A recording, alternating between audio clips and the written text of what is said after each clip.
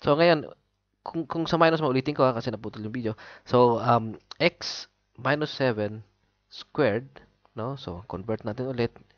X minus 7 times x minus 7 is equals to x squared. Makikita natin dito is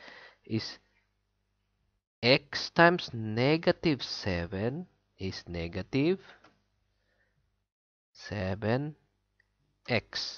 No? Tapos ulit tayo dito. Ito yung susunod. Pangalawa is negative 7 times x is negative 7x. No? Tapos, what do we have here? Negative 7 times negative 7 is positive 49. Yan, negative is positive.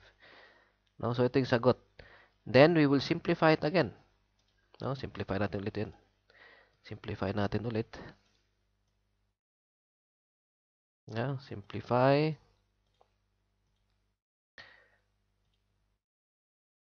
So, is equals to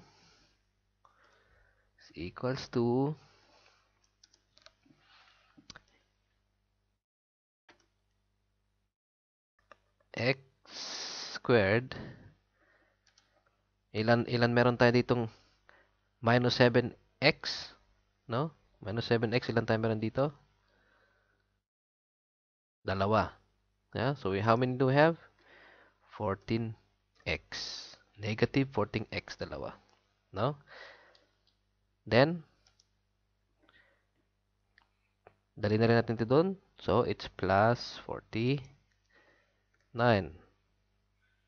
No? So, ito yung sagot natin.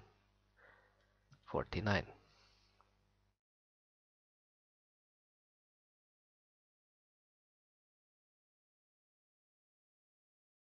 So dito pa meron pa ako nila ano dito kung if you like to know more about yung sa mga definition ng sa math, no? So just go to this website www.mathisfun.com.